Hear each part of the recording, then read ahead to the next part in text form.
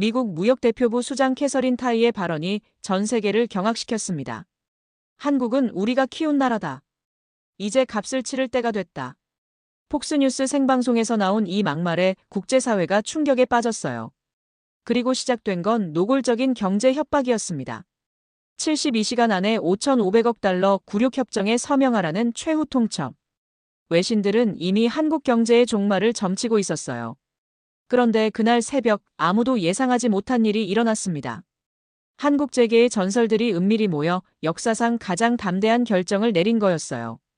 우리가 세계를 놀라게 해보자. 72시간 후 백악관 로즈가든에서 백악관 대변인이 공개 사과를 해야 했습니다.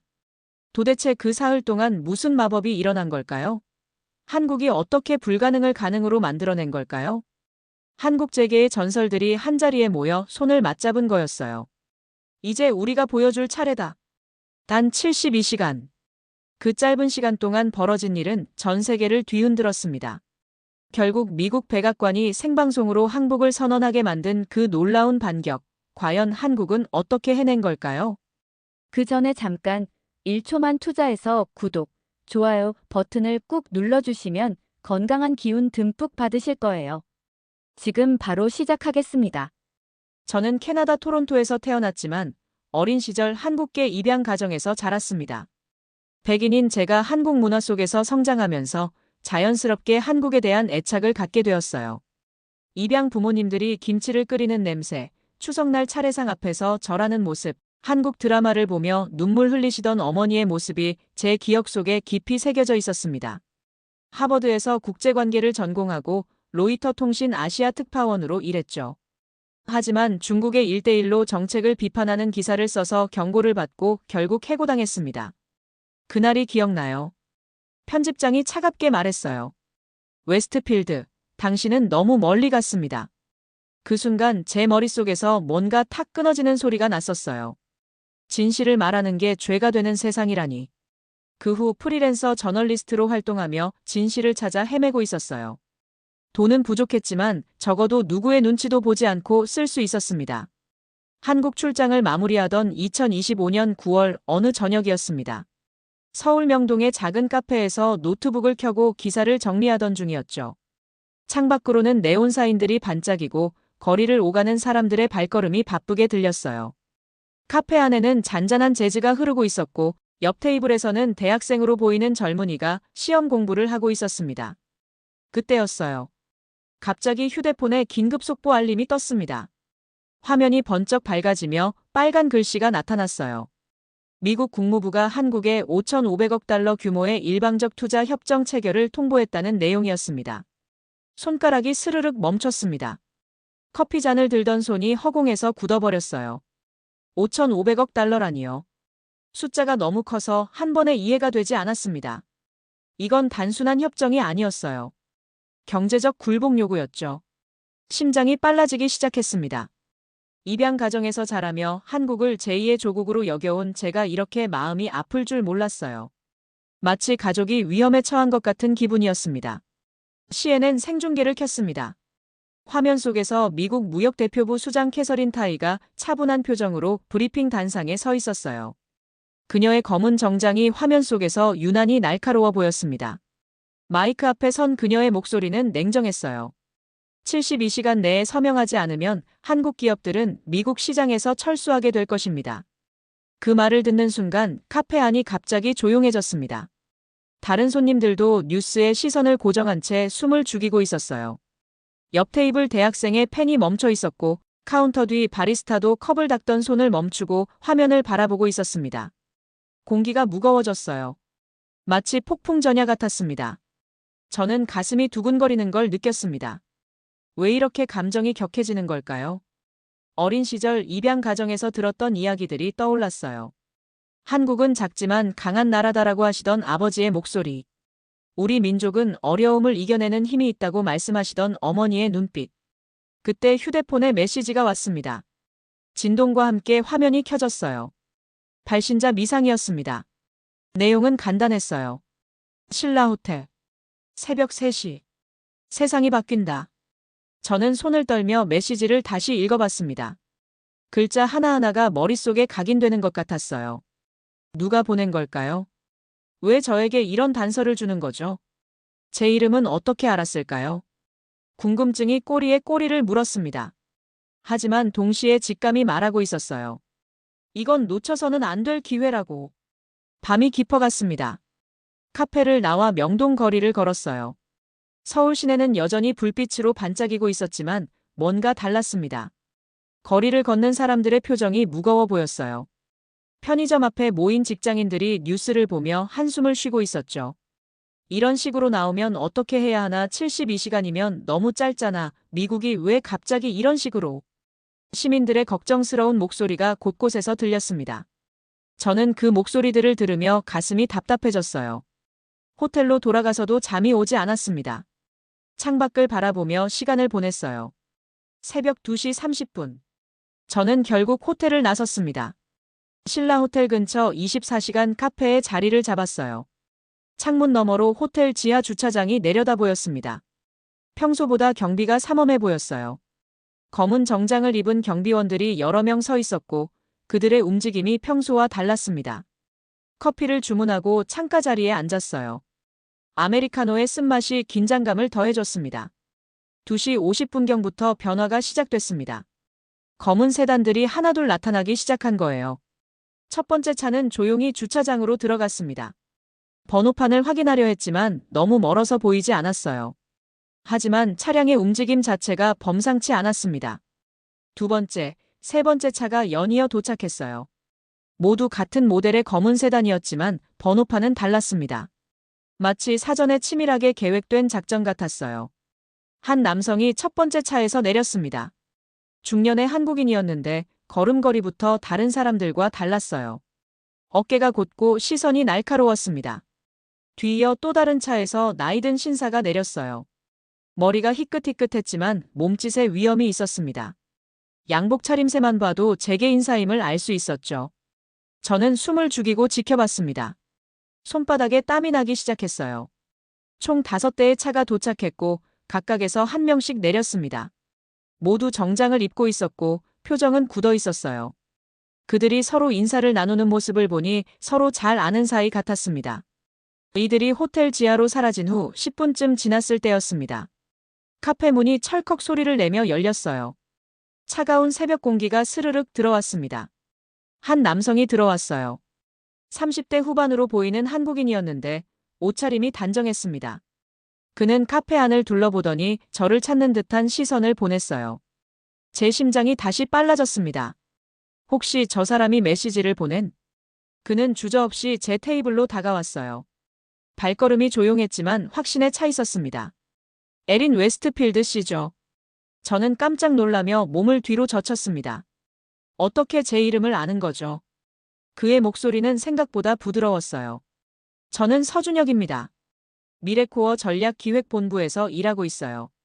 그가 자신을 소개하는 순간 저는 모든 퍼즐 조각이 맞춰지는 느낌이었어요. 미래코어라니. 한국의 대표적 대기업 중 하나였죠. 그의 목소리는 차분했지만 눈빛에는 뭔가 절박한 것이 있었습니다. 마치 시간에 쫓기는 사람의 눈빛이었어요. 제가 메시지를 보낸 사람입니다. 왜 저에게요? 제 목소리가 떨리고 있었어요. 너무 많은 일이 한꺼번에 벌어지고 있었거든요. 당신이 진실을 추구하는 기자라는 걸 알고 있어요.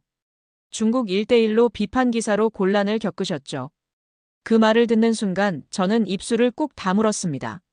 그 일은 제 커리어에 큰 상처였거든요. 동시에 제 자존심이기도 했어요. 진실을 말했다가 당한 일이었으니까요. 지금 저 지하에서는 한국경제계 5대 그룹 총수들이 모여 있습니다. 서준혁의 말에 저는 몸을 앞으로 기울였어요. 5대 그룹 총수들이라니. 그들이 한자리에 모인다는 건 웬만한 일이 아니라는 뜻이었습니다. 미국의 요구에 맞서기 위한 연합을 구성하고 있습니다. 이건 반격이에요. 우리가 밀리면 세계 질서가 바뀝니다. 그의 말 한마디 한마디가 제 머릿속에서 울렸습니다. 반격. 세계 질서의 변화. 이런 역사적 순간에 제가 서 있다는 게 믿어지지 않았어요. 창문 너머 호텔 건물이 고요히 서 있었습니다. 하지만 그 지하에서는 역사적인 회의가 진행되고 있었던 거죠. 한국의 운명을 결정짓는 중요한 순간이었습니다. 왜 저한테 이걸 알려주는 거예요? 세상이 알아야 하니까요. 진실한 목소리로요. 그 순간 제 가슴이 뛰기 시작했습니다. 이건 단순한 특종이 아니었어요. 역사의 현장이었습니다. 그리고 저는 그 역사를 기록할 사람으로 선택받은 거였죠. 새벽 공기가 차가웠지만 저는 온몸의 열기를 느꼈습니다. 72시간. 세상을 바꿀 시간이 시작된 거였어요. 새벽 4시가 넘어서야 서준혁이 다시 나타났습니다. 카페 문이 열리며 그가 들어왔을 때 그의 표정은 한결 무거워져 있었어요. 어깨가 처져 있었고 이마에는 주름이 깊게 패여 있었습니다. 회의가 끝났나요? 저는 조급한 마음에 먼저 물어봤어요. 아직 진행 중입니다. 하지만 중요한 부분은 결정됐어요. 그는 제 옆자리에 앉으며 깊은 한숨을 쉬었습니다. 그 한숨 소리에서 지난 몇 시간의 긴장감이 느껴졌어요. 바리스타가 다가와 주문을 받았습니다. 아메리카노 하나 주세요. 서준혁의 목소리는 지쳐 있었어요. 강진우 회장님이 직접 나서셨습니다. 사면그룹 창립자이시죠. 저는 그 이름을 알고 있었어요. 한국 1세대 기업인 중 한 명으로 맨손으로 재벌을 일궈낸 전설적인 인물이었습니다. 가난한 농부의 아들에서 시작해서 대기업을 만든 사람. 그런 분이 직접 나섰다는 건 사태가 얼마나 심각한지를 보여주는 거였어요. 73세 나이에도 불구하고 가장 강경한 입장을 보이셨어요. 서준혁이 커피를 한 모금 마시며 말했습니다. 지금 굴복하면 다음은 일본도 독일도 모두 당할 거라고 하시더군요. 그의 목소리에는 경외감이 묻어 있었습니다. 나이든 기업인의 통찰력에 감탄하는 젊은 전략가의 모습이었어요. 다른 총수들은 어떤 반응이었나요? 처음엔 신중론이 많았죠. 미국과의 관계를 고려해야 한다는 의견이었어요. 창밖으로 새벽이 밝아오고 있었습니다. 서울 시내에는 아직 인적이 드물었지만 저는 뭔가 큰 변화의 기운을 느꼈어요. 도시가 잠에서 깨어나듯 새로운 역사가 시작되고 있었습니다. 그런데 분위기가 바뀐 순간이 있었어요. 서준혁이 잠시 말을 멈췄다가 계속했습니다. 그의 눈동자에 뭔가 감동받은 빛이 스쳤어요. 강 회장님의 한마디가 모든 걸 바꿨습니다. 뭐라고 하셨는데요? 저는 몸을 앞으로 기울이며 물었어요. 우리는 거지가 아니라고 하셨습니다. 그 말을 전하는 서준혁의 목소리가 떨렸어요. 구걸하지도 굴복하지도 않을 거라고 하시면서요. 저는 그 말을 듣는 순간 소름이 돋았습니다. 70평생 기업을 이끌어온 노인의 자존심이 느껴졌거든요. 그리고 그 자존심이 단순히 개인의 것이 아니라 한 나라 전체의 자존심이라는 걸 알 수 있었어요. 그 말씀을 들은 다른 총수들의 반응은 어땠나요? 회의실이 조용해졌어요. 정말 조용해졌습니다. 서준혁이 그때를 회상하며 말했습니다. 그리고 한 분씩 고개를 끄덕이기 시작하셨어요. 마치 잠들어 있던 무언가가 깨어나는 것 같았습니다. 한국기업연합이라고 이름을 정했습니다. 한국기업연합이요? 저는 펜을 꺼내 메모하기 시작했어요. 이 모든 걸 기록해야 했습니다. 역사적 순간이었거든요. 영어로는 K-어코드라고 부르기로 했어요. 코리안 어코드의 줄임말이죠. 구체적으로 어떤 계획을 세우셨나요? 각 그룹별로 역할 분담도 마쳤습니다. 서준혁이 설명하기 시작했어요. 먼저 생산 라인 재편. 미국 의존도가 높은 부분들을 다른 지역으로 옮기는 거죠. 그는 손가락으로 테이블을 톡톡 치며 설명했습니다. 공급망 다변화도 중요해요. 하나의 지역에만 의존하지 않고 여러 나라로 분산시키는 겁니다. 그리고 가장 중요한 건 그가 잠시 멈추더니 목소리를 낮췄어요. 새로운 결제 시스템 구축입니다. 결제 시스템이요? 달러 의존도를 줄이는 거죠. 우리만의 디지털 화폐 기반 거래 플랫폼을 만들 계획입니다. 제 머릿속이 복잡해졌습니다. 이건 단순한 무역 분쟁이 아니었어요. 글로벌 경제 질서에 대한 정면 도전이었죠. 그런 시스템이 정말 가능한가요? 기술적으로는 이미 준비되어 있어요. 블록체인 기반으로 투명하고 안전하게 만들 수 있습니다. 그때 서준혁의 휴대폰이 윙 소리를 내며 울렸습니다. 그는 화면을 확인하더니 잠깐 통화를 했어요. 저는 그의 표정 변화를 주의 깊게 관찰했습니다. 통화를 마친 그가 저를 바라봤어요. 그의 눈빛이 한층 더 진지해져 있었습니다. 강 회장님께서 오늘 오전 기자회견을 열기로 하셨습니다. 벌써요? 너무 빠른 거 아닌가요? 72시간이라는 시간이 있지만 먼저 선제 공격을 하는 게 좋다고 판단하신 거죠. 저는 가슴이 두근거렸습니다.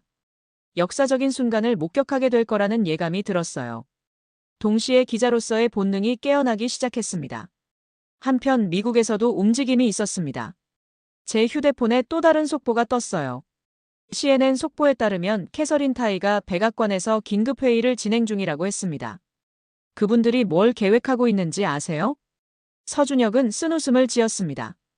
그 웃음에서 복잡한 감정이 느껴졌어요. 대충 짐작은 가죠. 한국을 본보기로 삼아서 다른 동맹국들에게도 압박을 가하려는 거겠죠. 그게 정말 가능할까요? 예전 같으면 가능했을 겁니다. 그는 창밖을 바라보며 말했습니다. 새벽 하늘이 점점 밝아지고 있었어요. 하지만 지금은 다르거든요. 뭐가 다른가요? 한국은 더 이상 예전의 한국이 아니에요. 기술력도, 경제력도, 그리고 무엇보다 자존심도요. 그의 말에는 확신이 있었습니다. 단순한 희망이 아니라 현실에 근거한 자신감이었어요. 새벽 5시가 넘어가면서 도시가 깨어나기 시작했습니다. 창밖으로 출근길 직장인들이 하나둘 나타났고 지하철역으로 향하는 사람들의 발걸음이 바빠졌어요. 서울이라는 거대한 도시가 새로운 하루를 맞이하고 있었습니다. 저도 회사로 돌아가야 합니다. 서준혁이 자리에서 일어났습니다. 그의 얼굴에는 피로가 역력했지만 동시에 결의에 찬 빛도 있었어요. 오늘 오전 전경련 회관에서 열리는 기자회견에 참석해보세요. 그가 지갑에서 명함 하나를 꺼내 저에게 건네줬어요. 세상이 바뀌는 걸 보실 수 있을 겁니다. 명함을 받으며 저는 그의 손이 차갑다는 걸 느꼈어요. 긴장과 추위 때문이겠지만 그 차가움에서 각오가 느껴졌습니다. 그가 떠난 후 저는 혼자 앉아 생각에 잠겼습니다. 72시간. 과연 무슨 일이 벌어질까요? 휴대폰에서 또 다른 속보가 떴습니다. 월스트리트에서 한국 관련 주식들이 급락하고 있다는 뉴스였어요. 삼성전자, 현대자동차, LG전자 모두 하락세를 보이고 있었습니다. 하지만 이상하게도 저는 불안보다는 기대감이 더 컸습니다. 뭔가 큰 변화가 시작되고 있었거든요. 그리고 저는 그 변화의 한복판에 서 있었습니다. 카페를 나와 호텔로 돌아가는 길에 저는 어린 시절을 떠올렸어요. 입양 가정에서 자라며 늘 품어왔던 질문들. 나는 누구인가? 내 정체성은 무엇인가? 어디에 속해 있는가? 그날 새벽, 저는 답을 찾기 시작했습니다. 저는 진실을 추구하는 기자였고, 한국이라는 나라와 깊은 인연이 있는 사람이었어요. 그리고 지금 이 순간, 역사를 기록할 책임이 있는 사람이었습니다. 오전 10시. 전경련 회관 앞은 이미 전쟁터 같았습니다. 수많은 취재진이 몰려 있었고 위성 중계차들이 줄지어 서 있었어요. CNN, BBC, NHK는 물론이고 중동의 알자지라, 유럽의 도이체벨레까지 와 있었습니다. 저는 기자증을 목에 걸고 회관 안으로 들어갔어요. 로비부터 사람들로 가득했습니다. 각국 기자들이 통역기를 끼고 분주히 움직이고 있었고 카메라맨들이 최적의 앵글을 찾아 헤매고 있었어요. 대회의실에 들어서는 순간 저는 숨이 막힐 뻔했습니다. 긴장감이 공기 중에 떠다니고 있었어요. 평소 같으면 볼 수 없는 재계 거물들이 한자리에 모여 있었습니다. 무대 위에는 긴 테이블이 놓여 있었고 5개의 의자가 일렬로 배치되어 있었어요. 각 의자 앞에는 명패가 세워져 있었습니다. 사면그룹 강진우 회장, 미래코어 이병철 회장, 하늘전자 김성호 회장. 제 심장이 빨라졌습니다. 한국 경제계의 빅5가 모두 한자리에 모인다는 건 역사상 처음 있는 일이었어요. 기자석에 자리를 잡고 앉으니 옆자리에 앉은 로이터 기자가 말을 걸어왔습니다. 이런 장면은 처음 보는군요. 평소라면 경쟁사 회장들이 한자리에 앉는 걸 상상할 수 없었는데. 정말 그렇네요. 저는 고개를 끄덕이며 대답했어요. 카메라들이 무대를 향해 일제히 정렬되어 있었고 플래시가 수시로 터져나왔습니다. 10시 5분. 무대 뒤편 문이 열리며 5명의 회장들이 차례로 등장했습니다.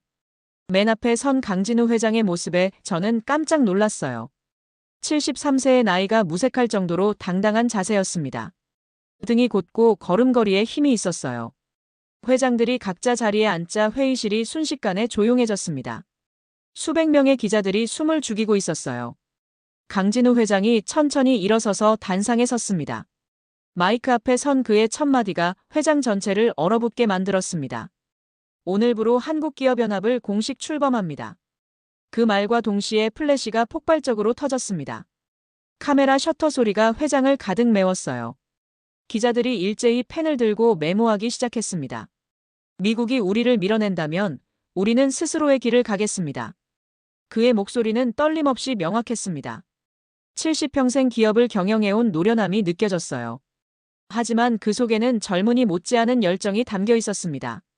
우리는 5,500억 달러라는 터무니없는 요구를 거부합니다. 회장 안이 술렁였습니다. 이건 선전포고나 다름없었거든요. 옆자리 BBC 기자가 급히 본사에 속보를 전송하고 있었어요. 지난 72시간 동안 우리는 고민했습니다. 강 회장이 계속 말했습니다. 굴복할 것인가 아니면 우리의 자존심을 지킬 것인가를.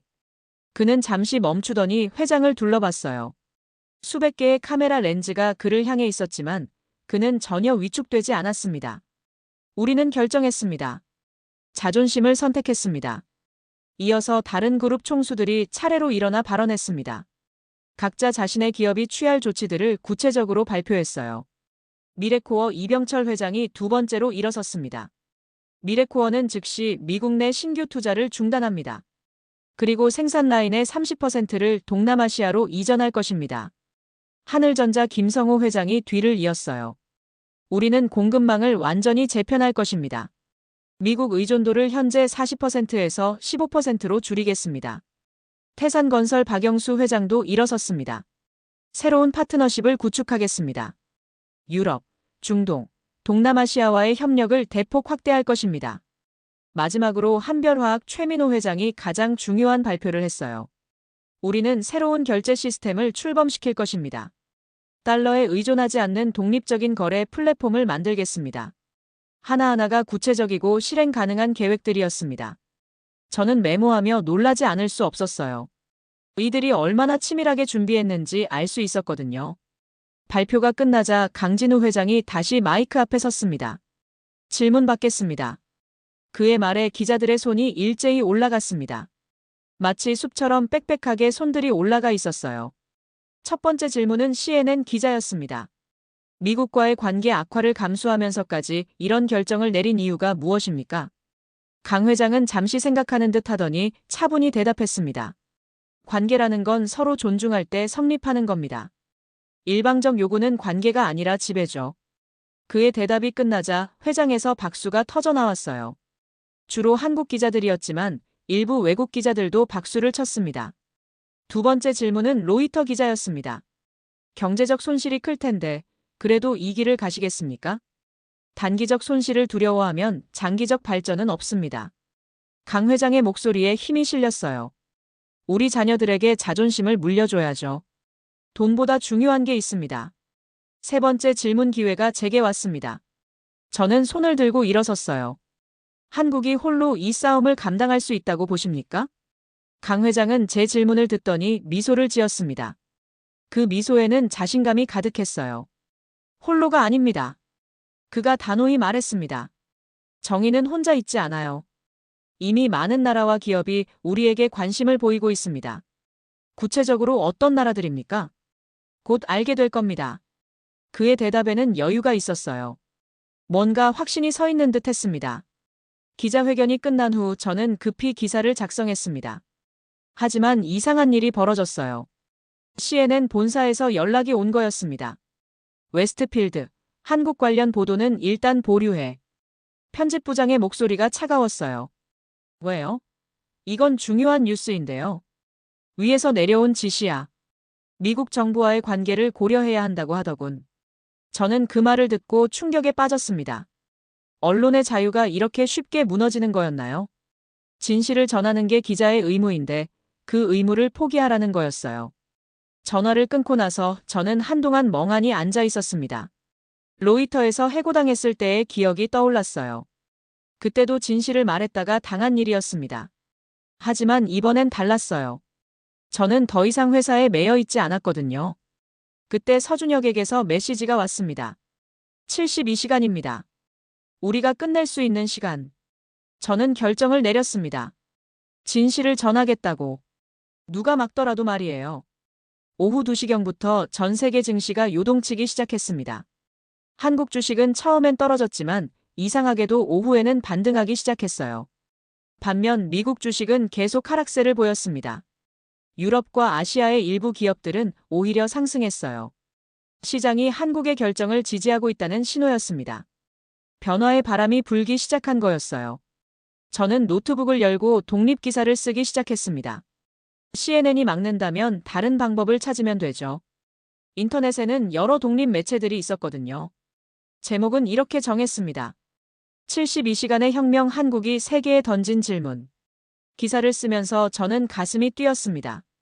이건 단순한 뉴스가 아니었어요. 역사의 전환점을 기록하는 일이었습니다. 오후 4시. 기사를 완성하고 업로드했어요. 그리고 소셜미디어에 공유했습니다.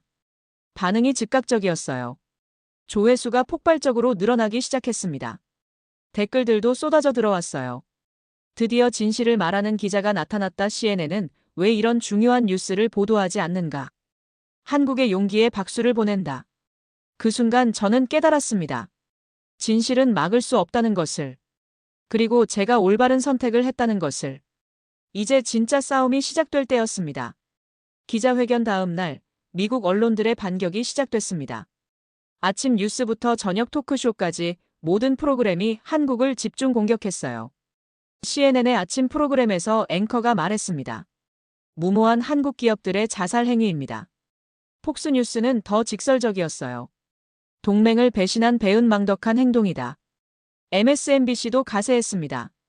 현실을 모르는 어리석은 선택이다. 하지만 예상치 못한 일들이 벌어지기 시작했습니다. 첫 번째 신호는 실리콘밸리에서 나왔어요. 애플의 아이폰 생산 라인에 차질이 생긴 겁니다. 반도체와 디스플레이 등 핵심 부품을 한국에서 공급받고 있었거든요. 하루 만에 생산량이 30% 줄어들었어요. 애플 본사는 급히 대체 공급업체를 찾기 시작했지만 한국만큼 품질과 납기를 보장할 수 있는 곳은 많지 않았습니다. 테슬라도 마찬가지였어요. 배터리 공급망이 흔들리면서 전기차 생산 일정을 전면 재조정해야 했죠. 앨런 머스크가 긴급 화상회의를 소집했다는 소식이 들려왔어요. 월스트리트의 반응이 갈렸습니다. 처음에는 한국을 압박해야 한다는 목소리가 컸어요. 작은 나라가 감히 미국에 도전한다니라는 분위기였죠. 하지만 시간이 지나면서 다른 목소리들이 나오기 시작했습니다. 골드만삭스의 한 애널리스트가 내부 보고서에서 이렇게 썼어요. 한국 없이는 우리 경제도 돌아가지 않는다. 모건 스탠리도 비슷한 분석을 내놓았습니다. 공급망 재편에만 최소 2년이 걸릴 것이다. 그동안의 손실은 천문학적이다. 저는 이런 변화들을 하나하나 기록했습니다. 독립 언론인으로서 진실을 전하는 게 제 역할이라고 생각했거든요. 제가 올린 기사의 조회수는 계속 늘어나고 있었어요. 100만 뷰를 넘어서더니 이제 500만 뷰에 근접하고 있었습니다. 그런데 더 놀라운 일이 있었어요. 유럽에서 예상치 못한 반응이 나온 거였습니다. 독일의 BMW가 가장 먼저 움직였어요. 한국과의 협력을 확대하겠다는 공식 발표를 낸 겁니다. 지멘스도 뒤따랐습니다. 미국 의존도를 줄이고 아시아 파트너십을 강화하겠다고 했어요. 이런 소식을 듣고 독일 디벨트 신문의 리카르도 슈나이더 기자가 서울에 도착했어요. 55세의 베테랑 기자였습니다. 저는 그와 명동의 한 카페에서 만났습니다. 그는 생각보다 솔직했어요. 솔직히 말해서 처음엔 한국의 무모함이라고 생각했어요. 리카르도가 커피를 한 모금 마시며 말했습니다. 작은 나라가 미국에 맞선다니 계란으로 바위치기라고 생각했죠. 그런데 지금은 생각이 바뀌셨다고요? 완전히 바뀌었습니다. 그의 눈빛이 진지해졌어요. 한국은 단순한 거래 상대가 아니었어요. 그들은 의지를 가졌습니다. 그리고 그 의지가 다른 나라들에게도 영향을 미치고 있어요. 독일 기업들의 반응은 어떤가요? BMW, 지멘스, SAP 모두 한국과의 협력 확대를 검토하고 있어요. 그가 자세히 설명하기 시작했습니다. 우리도 미국 의존도를 줄이고 싶어 했거든요. 하지만 먼저 나서기는 부담스러웠죠. 그런데 한국이 길을 열어준 거예요. 이건 정말 예상치 못한 전개였습니다. 한국의 저항이 도미노 효과를 일으키고 있었어요. 오후에는 더 큰 뉴스가 터졌습니다. 싱가포르 무역부 부총리 린다 샤오가 서울을 방문한다는 소식이었죠. 45세의 옥스퍼드 출신 경제학자인 그녀는 아세안 경제정책의 핵심 인물이었어요. 그녀의 서울 방문은 단순한 예방 차원이 아니었습니다. 저는 인천공항에서 그녀를 인터뷰할 기회를 얻었어요. 공항 귀빈실에서 만난 그녀는 생각보다 직선적이었습니다. 미국의 일방적 요구는 아시아 전체에 대한 모독입니다. 그녀의 첫마디였어요. 구체적으로 어떤 협력을 계획하고 계신가요? 한국이 제안한 K-팩트 플랫폼에 아세안 10개국이 모두 참여할 예정입니다. K-팩트. 한국이 새로 만든 블록체인 기반 무역 플랫폼이었어요. 이건 단순한 무역 플랫폼이 아닙니다. 린다 샤오가 설명했습니다. 달러 없이도 거래가 가능한 시스템이에요. 중동의 국부 펀드들도 관심을 보이고 있습니다. 이 말을 들으며 저는 소름이 돋았습니다. 한국이 단순히 저항하는 게 아니라 새로운 질서를 만들고 있었거든요. 얼마나 많은 나라가 참여할 것으로 예상하세요? 초기에는 30개국 정도, 1년 내에는 50개국을 넘을 것 같습니다. 그녀의 예측이 맞다면 이건 미국 중심 경제 질서에 대한 정면 도전이었어요. 그날 밤 워싱턴에서는 긴급회의가 열렸습니다. 캐서린 타이가 국무장관, 재무장관과 함께 대책을 논의했어요. 익명의 소식통에 따르면 회의 분위기는 최악이었다고 합니다. 한국을 너무 강하게 밀어붙인 거 아니냐는 목소리가 나왔다는 거죠. 재무장관이 말했다고 해요. 공급망 타격이 예상보다 크다. 이렇게 가면 우리 경제도 흔들린다. 국무장관도 우려를 표했다고 합니다. 동맹국들이 한국 편을 들고 있다. 우리가 고립될 수 있다. 하지만 캐서린 타이는 여전히 강경한 입장을 고수했어요. 한국이 굴복하지 않으면 미국의 권위가 실추됩니다. 더 강하게 밀어붙여야 해요. 48시간째 되는 날. 변화의 속도가 더 빨라졌습니다. 브라질에서 놀라운 소식이 전해졌어요. 브라질 정부가 K-팩트 참여를 검토한다고 발표한 겁니다.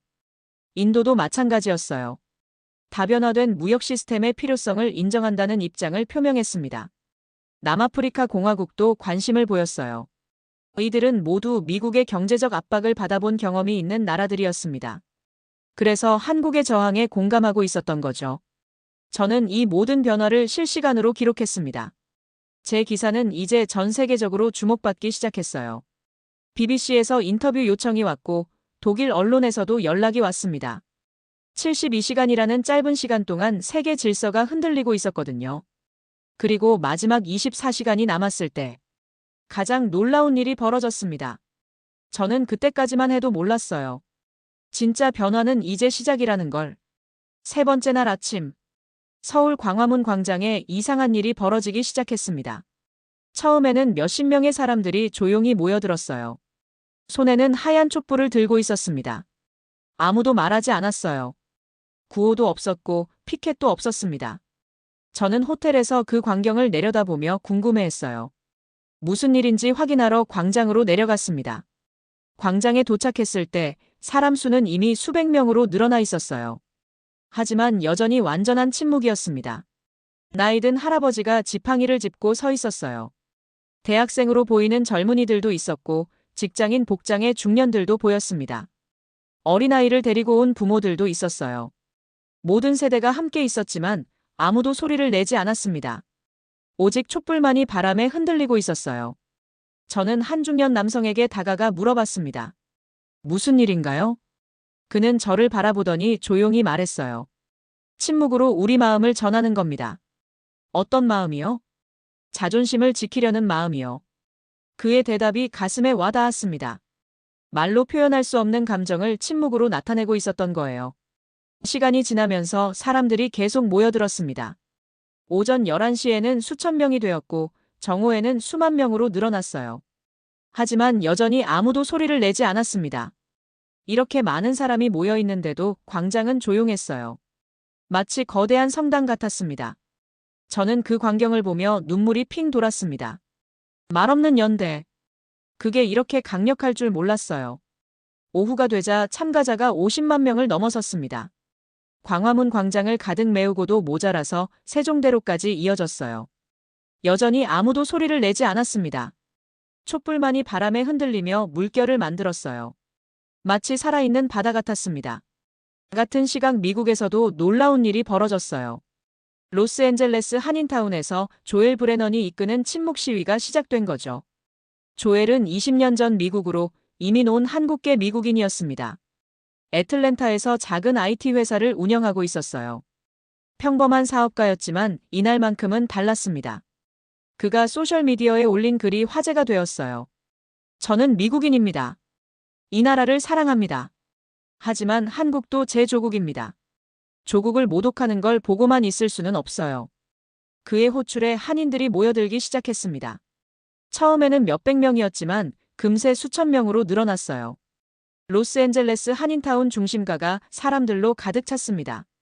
하지만 서울과 마찬가지로 완전한 침묵이었어요. 구호도 없고 소란도 없었죠. 오직 촛불과 침묵뿐이었습니다.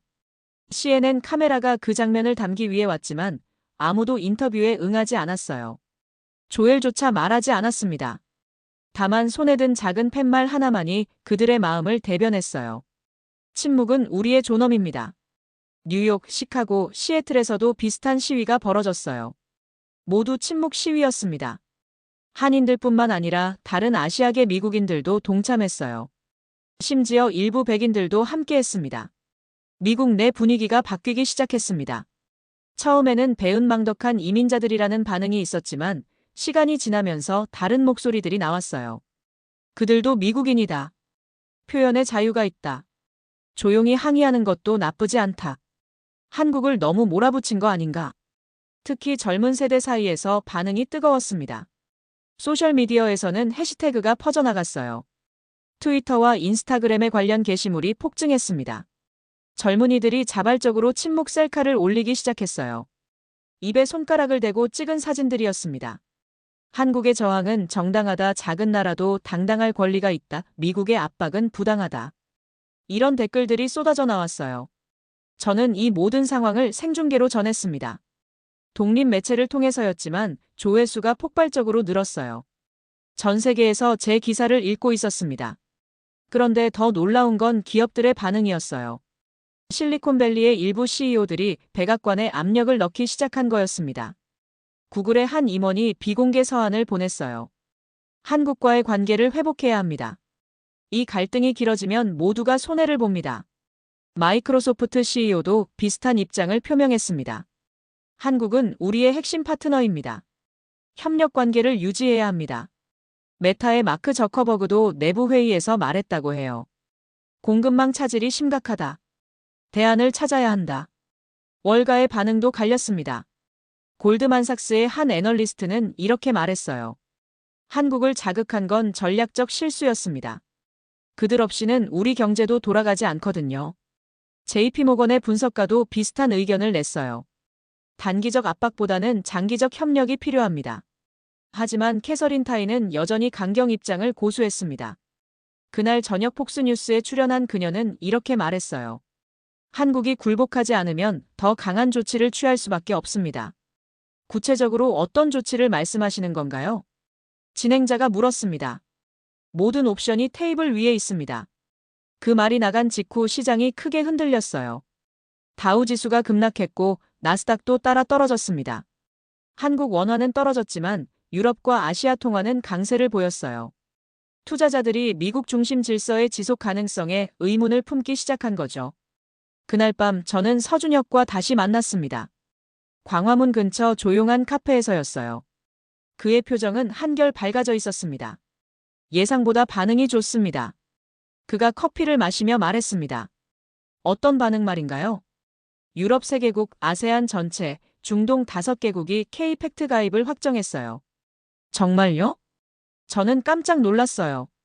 내일부터 달러 없이도 거래가 가능해집니다.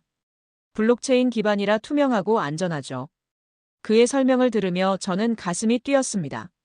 이건 단순한 저항이 아니라 혁명이었어요. 미국의 반응이 걱정되지 않나요? 물론 걱정됩니다. 그는 솔직히 인정했어요. 하지만 돌이킬 수 없는 선을 넘었어요. 이제 끝까지 가야 합니다. 그는 창밖을 바라보며 말했습니다. 광화문 광장의 촛불들이 여전히 반짝이고 있었어요. 72시간 중 이미 60시간이 지났습니다. 이제 마지막 단계만 남았어요. 마지막 단계요? 전 세계가 지켜보는 가운데 최종 선택을 하는 겁니다. 굴복할 것인가 아니면 새로운 길을 갈 것인가. 침묵 시위는 계속됐습니다. 광화문뿐 아니라 부산 해운대, 대구 동성로, 광주 금남로에서도 사람들이 모였어요. 모두 말없이 촛불만 들고 서 있었습니다. 그 침묵이 어떤 구호보다 강력했어요. 외신들도 주목하기 시작했습니다. BBC는 한국의 조용한 혁명이라고 보도했어요. 알자지라는 침묵으로 세계를 움직이는 나라라고 표현했습니다. 가장 놀라운 건 중국의 반응이었어요. 공식적으로는 중립을 지켰지만 민간 차원에서 한국을 지지하는 목소리가 나왔습니다. 웨이보에 이런 댓글이 넘쳐났어요. 한국의 용기를 배워야 한다. 작은 나라도 당당할 수 있구나. 우리도 저런 자존심이 필요하다. 중국 정부는 이런 댓글들을 삭제하려 했지만 너무 많아서 감당할 수 없었어요. 마지막 12시간이 남았을 때 백악관에서 긴급 기자회견이 열렸어요. 이번에는 대통령이 직접 나섰습니다. 마지막 날 새벽, 전 세계가 숨을 죽이고 지켜봤습니다. 한국기업연합이 예고한 단계별 철수 계획이 시작될 시간이었거든요. 1차 투자 중단, 2차 생산 철수, 3차 기술 이전 금지. 하지만 그보다 먼저 놀라운 소식이 터졌어요. 새벽 6시. 독일 지멘스가 K-팩트 가입을 공식 발표한 겁니다. 독일 현지 시간으로는 자정이었는데 굳이 그 시간에 발표한 이유가 있었어요. 한국의 마지막 날에 맞춰 지지 의사를 표명한 거였습니다. 투명하고 공정한 거래 시스템에 참여하겠다는 게 그들의 입장이었어요. 지멘스 CEO 롤란트 부시가 직접 성명을 발표했습니다. 미래는 다변화된 경제 시스템에 있습니다. 한국이 그 길을 열어주었습니다. 30분 후 네덜란드 ASML이 뒤따랐어요. 혁신적인 거래 플랫폼에 동참하겠다고 발표했습니다. 1시간 후에는 프랑스 토탈이 가세했어요. 에너지 분야에서 새로운 협력 모델을 만들겠다는 입장이었습니다.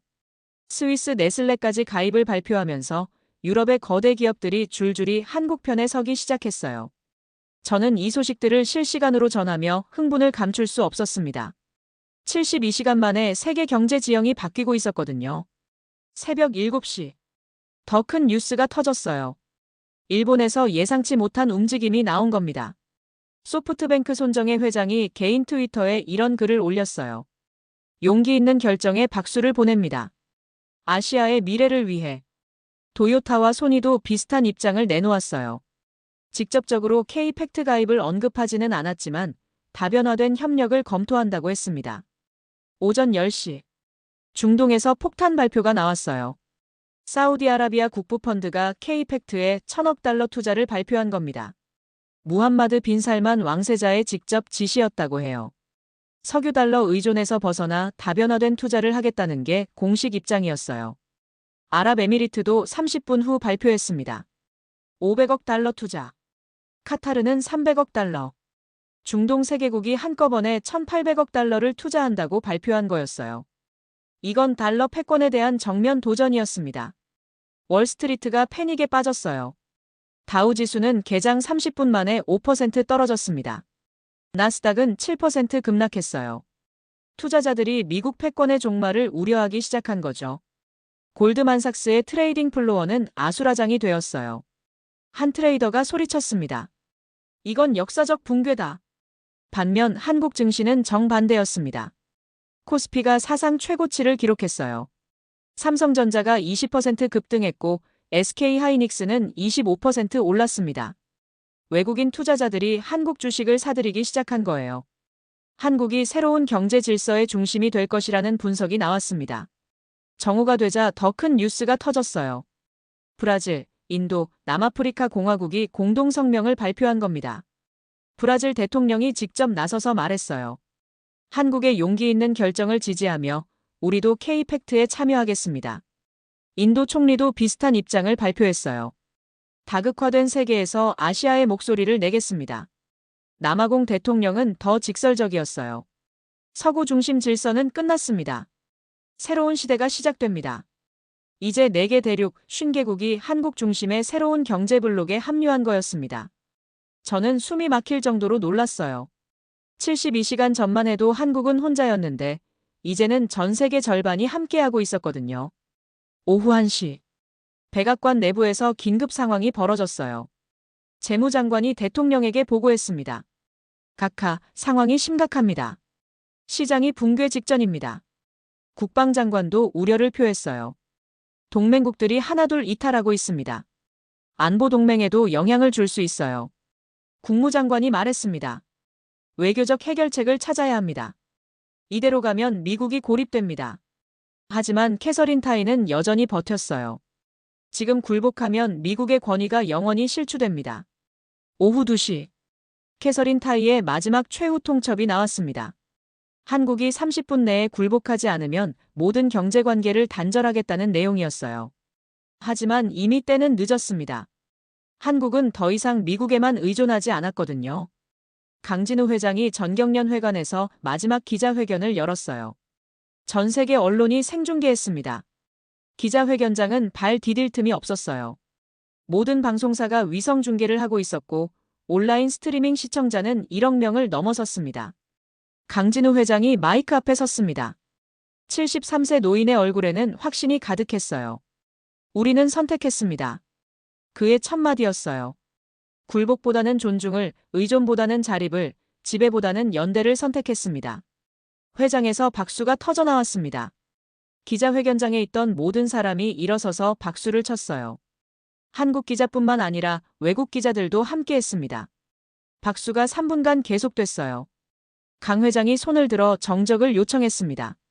K-팩트는 이제 50개국 300개 기업이 참여하는 글로벌 플랫폼이 되었습니다.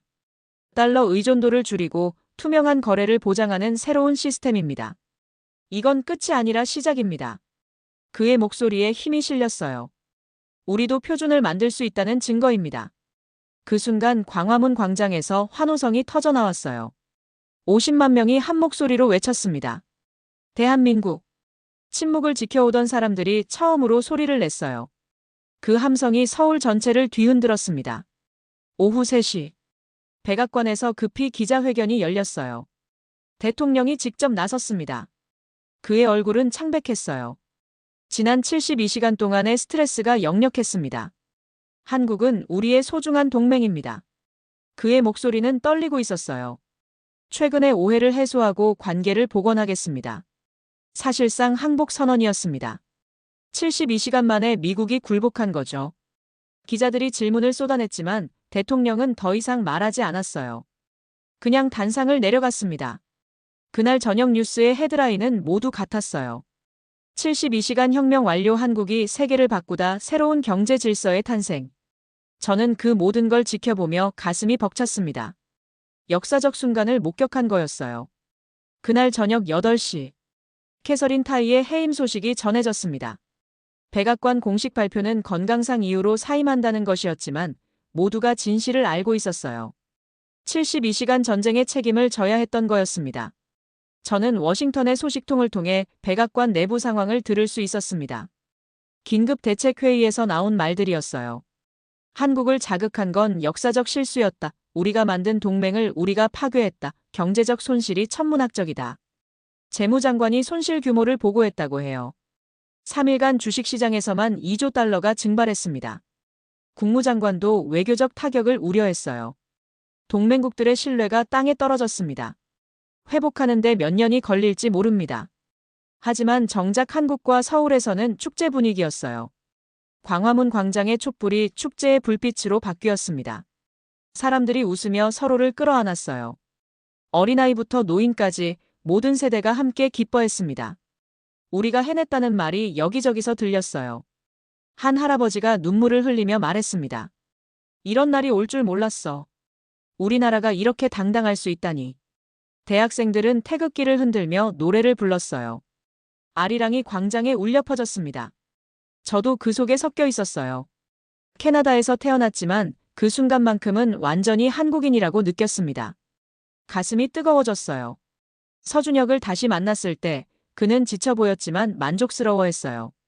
광화문 근처 조용한 카페에서였습니다. 끝났습니다. 그가 깊은 한숨을 쉬며 말했어요. 정말 끝난 건가요? 이 싸움은 끝났어요. 하지만 그는 미소를 지었습니다. 이제 시작이에요. 시작이요? K-팩트가 정식 출범하면 진짜 변화가 시작될 겁니다. 그가 자세히 설명했어요. 달러 패권이 흔들리고 새로운 질서가 만들어지죠. 한국이 그 중심에 있을 거예요. 한국이 정말 그 중심 역할을 할 수 있을까요? 중심이라기보다는 촉매제 역할을 하는 거죠. 그는 창밖을 바라보며 말했습니다. 작은 나라가 큰 변화를 만들어낸 겁니다. 이게 얼마나 대단한 일인지 아세요? 저는 고개를 끄덕였어요. 정말 대단한 일이었습니다. 그날 밤 저는 지금까지의 모든 경험을 담아 긴 기사를 썼습니다. 72시간 동안 목격한 모든 것을 기록했어요. 72시간의 기적 작은 나라가 세계를 바꾼 이야기. 기사 제목부터 가슴이 뛰었습니다. 이건 단순한 뉴스가 아니라 역사의 기록이었어요. 기사를 완성하고 업로드했어요. 그리고 소셜미디어에 공유했습니다. 반응이 즉각적이었어요. 30분 만에 100만 뷰를 넘어섰고 1시간 후에는 500만 뷰를 기록했습니다. 댓글들이 폭발적으로 달렸어요. 역사적 순간을 생생하게 전해줘서 고맙다 한국인으로서 자랑스럽다 작은 나라도 할 수 있다는 걸 보여줬다. 이제 진짜 변화가 시작될 것 같다. 전 세계에서 찬사가 쏟아졌습니다. 그 다음 날 아침 뉴욕타임즈에서 정식 제안이 왔어요. 편집국장이 직접 전화를 걸었습니다. 웨스트필드, 우리와 함께 일하지 않겠어요? 최고의 조건을 제시하겠습니다. 잠시 고민했지만 저는 정중히 거절했어요. 제안해 주셔서 감사하지만 독립 언론인으로 남고 싶습니다. 왜요? 더 큰 무대에서 일할 수 있는데. 자유롭게 진실을 전하고 싶어요. 누구의 눈치도 보지 않고요. 편집국장이 웃으며 말했어요. 당신 같은 기자가 필요한 시대입니다. 언제든 마음이 바뀌면 연락하세요. 일주일 후 K팩트 공식 출범식이 서울에서 열렸어요. 코엑스 전 시장을 통째로 빌려서 진행했습니다. 50개국 대표가 참석했어요. 각국 경제장관들과 주요 기업 CEO들이 한자리에 모였습니다. 강진우 회장이 개회사를 했어요. 그의 목소리는 여전히 힘이 있었습니다. 오늘 우리는 새로운 역사를 씁니다. 힘의 논리가 아닌 상생의 논리로, 지배가 아닌 협력으로 새로운 질서를 만들어갑니다.